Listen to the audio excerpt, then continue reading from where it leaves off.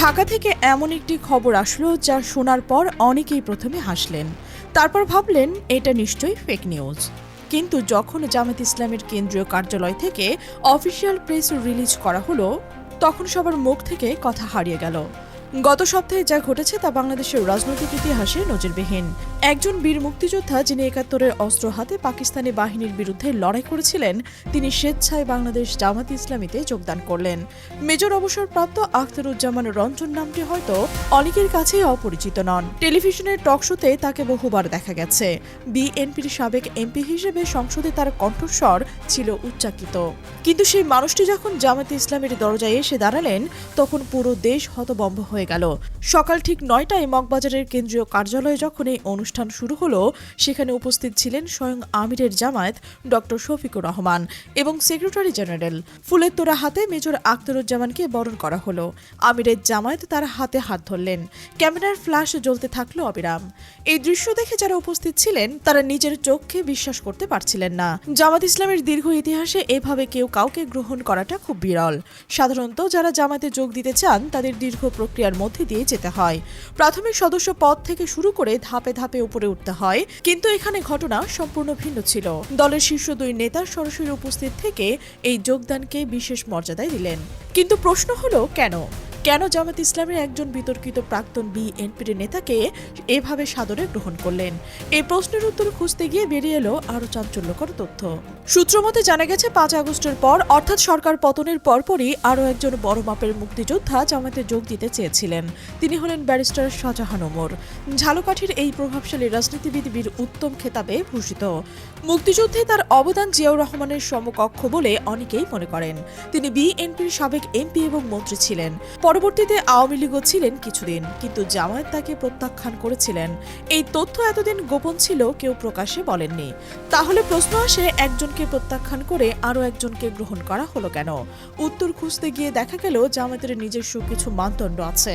Barrister Shahjahan ওমরের বিরুদ্ধে বিভিন্ন মামলা ছিল, আর অতীতে এমন কিছু বিষয় ছিল যা জামায়াত মেনে নিতে পারেনি। জামায়াত বলছে যে ভবিষ্যতে যদি তিনি পরিশুদ্ধ হয়ে আসেন, তওবা করে আসেন, তাহলে হয়তো বিবেচনা করা যেতে পারে, কিন্তু সেই মুহূর্তে না। অন্যদিকে মেজর আখতারুজ্জামান রঞ্জনের পরিস্থিতি সম্পূর্ণ ভিন্ন। তিনি বিতর্কিত হলেও এই মুহূর্তে কোনো ফৌজদারি অপরাধের বিরুদ্ধে অভিযুক্ত নন। তিনি ঋণ খেলাপি নন। তার বিরুদ্ধে এমন কোনো গুরুতর অভিযোগ নেই যা তাকে গ্রহণ করতে বাধ্য হয়ে দাঁড়াতে পারে। সবচেয়ে গুরুত্বপূর্ণ বিষয় হলো, জুলাই আন্দোলনের সময় তিনি হাসিনার বিরুদ্ধে অবস্থানে ছিলেন। সময় মতো ঠিক পক্ষ বেছে নিয়েছিলেন। জামায়াতের কাছে এই বিষয়টি বিশেষ গুরুত্বপূর্ণ। এখন আসা যাক আসল রহস্যে। জামায়াত ইসলামী হঠাৎ এতটা উদার হয়ে গেলেন কেন? এই প্রশ্নের উত্তর খুঁজতে গেলে বুঝতে হবে ৫ আগস্ট পরবর্তী রাজনৈতিক বাস্তবতা। জামায়াত ক্ষমতায় যেতে চায়, শুধু যেতে চায় না, তারা নিশ্চিত যে তারা ক্ষমতায় যাবে। কিন্তু একটি বিশুদ্ধ ক্যাডার ভিত্তিক সংগঠনের মাধ্যমে ক্ষমতায় যাওয়াটা প্রায় অসম্ভব।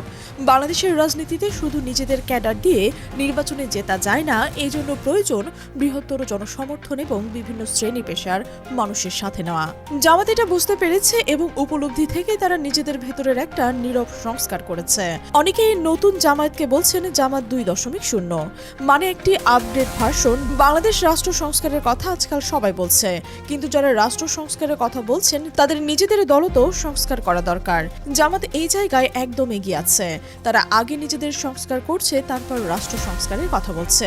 তবে একটা বিষয় পরিষ্কার করা দরকার, জামায়াত মেজর আখতারুজ্জামান রঞ্জনকে রোকন বানায়নি, তাকে মজলিস শুরার সদস্যও করা হয়নি।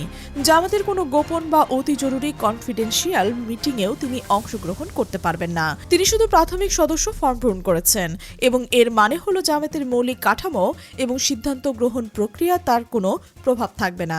তিনি শুধু নির্বাচনের ফন্টে কাজ করবেন।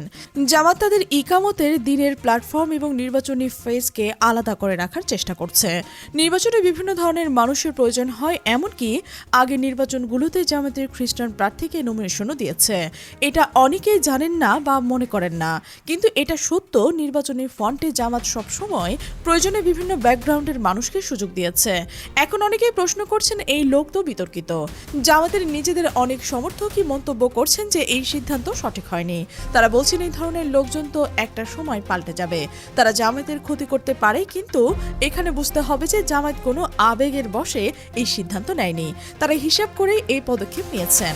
আখতারুজ্জামান রঞ্জন জামাতের কোনো মজলিসের শুরার মিটিংয়ে ঢুকতে পারবেন না, তিনি জামাতের গোপন কোনো তথ্য জানতে পারবেন না, তাহলে তিনি জামাতে কিভাবে ক্ষতি করবেন? সবচেয়ে বেশি যা করতে পারবেন তা হলো একদিনে জামাত ছেড়ে চলে যাওয়া, সেটা হলে জামাতের কিছুই হবে না। অন্যদিকে এই যোগদানের মাধ্যমে জামাত একটা বড় বার্তা দিতে পেরেছেন। সেই বার্তাটি হলো মুক্তিযুদ্ধ নিয়ে যে রাজনীতি এতদিন হয়ে এসেছে সেই রাজনীতি এখন অকেজো হয়ে যাচ্ছে। যার স্বাধীনতা বিরোধী ট্যাগ দিয়ে জামাতকে কোণঠাসা করতে চাইছিল তাদের মুখে এখন চুনকালি পড়ে গেছে। একজন বীর মুক্তিযোদ্ধা যিনি সরাসরি মুক্তিযুদ্ধে অংশগ্রহণ নিয়েছিলেন তিনি নিজেই এসে জামাতে যোগ দিচ্ছেন। এর চেয়ে বড় প্রমাণ আর কি হতে পারে যে জামাত স্বাধীনতা বিরোধী নন? এখানে একটা গুরুত্বপূর্ণ বিষয় উল্লেখ করা দরকার, মুক্তিযুদ্ধের পক্ষে এদেশের সব দলই, জামাত, বিএনপি, আওয়ামী লীগ সবাই মুক্তিযুদ্ধের পক্ষে, কিন্তু যারা মুক্তিযুদ্ধ নিয়ে ব্যবসা করছে আলাদাভাবে, যারা মুক্তিযুদ্ধকে পুঁজি করে রাজনৈতিক ফায়দা লোটে, তাদের আসলে দেশের স্বার্থের চেয়ে নিজেদের স্বার্থ বেশি দেখে। মেজর আখতারুজ্জামান রঞ্জনের জামাতে যোগদান এই মুক্তিযোদ্ধা ব্যবসায়ীদের গালে একটা জোরে থাপ্পড়। সাক্ষাতে মেজর আখতারুজ্জামান রঞ্জন নিজেও কিছু গুরুত্বপূর্ণ কথা বলেছেন। তিনি বলেছেন বাংলাদেশ জামাত ইসলামের নীতি ও আদর্শ তাকে আকৃষ্ট করেছে। দেশপ্রেম, দেশের স্বাধীনতা ও সার্বভৌমত্ব রক্ষায় জামাত ইসলামী অবিচল অবস্থানের প্রতি তিনি গভীর আস্থা এবং সন্তোষ প্রকাশ করছেন। এই বক্তব্য অত্যন্ত তাৎপর্যপূর্ণ। একজন মুক্তিযোদ্ধা যখন বলছেন যে জামাত দেশপ্রেমিক এবং দেশের স্বাধীনতা রক্ষায় অবিচল, তখন সেই কথার ওজন অনেক বেশি। এখন আসা যাক ভবিষ্যৎ সম্ভাবনার কথা। সূত্রমতে জানা যাচ্ছে আখতারুজ্জামান রঞ্জন শুধু শুরু, সামনে আরো অনেক কিছু দেখা যেতে পারে। বিএনপির সাবেক অনেক বড় বড় নেতা, সাবেক এমপি, সাবেক মন্ত্রীও জামাতে যোগদান করবেন। শুধু বিএনপি নয়, জাতীয় পার্টির অনেক নেতাও জামাতে যোগদান করবেন। সাবেক সচিব, সাবেক আমলা, সাবেক বিচারপতি, এরকম অনেকেই জামাতের দিকেই ঝুঁকছেন। এটা কিন্তু জামাতের জন্য একটা বড় চ্যালেঞ্জ বটে। এত মানুষকে গ্রহণ করতে গিয়ে জামাত যেন তার মৌলিক চরিত্র হারিয়ে না ফেলে। জামাতে যে ক্যাডার ভিত্তিক সংগঠনের ঐতিহ্য সেটা যেন বজায় থাকে। তবে জামাত এই বিষয়ে সচেতন আছে বলে মনে হচ্ছে। তারা নির্বাচনী ফ্রন্ট এবং মূল সংগঠনকে আলাদা করে রাখছে। যারা বাড়ি থেকে আসছে তারা নির্বাচনী ফ্রন্টে থাকবে, কিন্তু জামাতের মূল নেতৃত্ব এবং সিদ্ধান্ত গ্রহণ প্রক্রিয়ায় তাদের নিজস্ব ক্যাডারদের হাতেই থাকবে। এখন প্রশ্ন আসতে পারে এই পদক্ষেপে বিএনপি কি প্রতিক্রিয়া হবে? বিএনপি কি এই বিষয়ে কিছু বলবে? বিএনপির অনেক নেতারাই এই খবরে বিব্রত বোধ করছে, কারণ আখতারুজ্জামান রঞ্জন এক সময় তাদেরই দলের লোক ছিলেন, তাদের এমপি ছিলেন, কিন্তু এখন তিনি জামাতে চলে গেছেন। এটা বিএনপির জন্য একটা আঘাত, বিশেষ করে যারা মুক্তিযুদ্ধ নিয়ে রাজনীতি করেন তাদের জন্য একটা বিরাট ধাক্কা। যারা জামাতকে স্বাধীনতা বিরোধী বলে প্রচার করছেন তারা আওয়ামী লীগের মতোই মুক্তিযুদ্ধের চেতনা নিয়ে বাণিজ্য করছেন। এখন যখন একজন বীর মুক্তিযোদ্ধা জামাতকে যোগ দিচ্ছেন তখন তাদের সেই প্রচারণার ভিত্তি দুর্বল হয়ে যাচ্ছে।